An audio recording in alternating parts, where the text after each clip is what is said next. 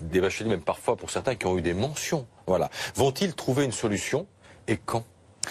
Il ne faut pas de panique, hein. Ça va passer pour une partie de ces... Une partie.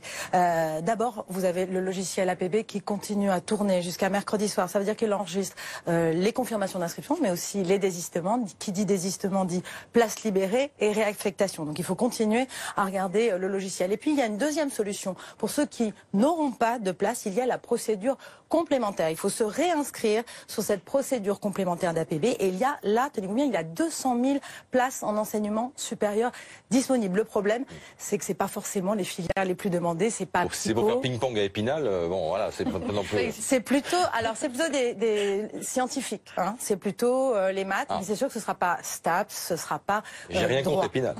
Et le ping-pong. Et puis bon, si cette procédure, elle court jusqu'au 25 septembre et ça coule. Hein. Au fil de l'eau, ça continue tout au long du mois de juillet, du mois d'août, à tomber jusqu'à fin septembre. Puis si ces formations ne plaisent pas, et aussi tout simplement, il faut sortir d'APB. Hein. Il y a beaucoup d'écoles qui sont hors APB. C'est encore possible. Oui, c'est encore possible. Bien sûr, les écoles paramédicales, il y a des écoles de commerce.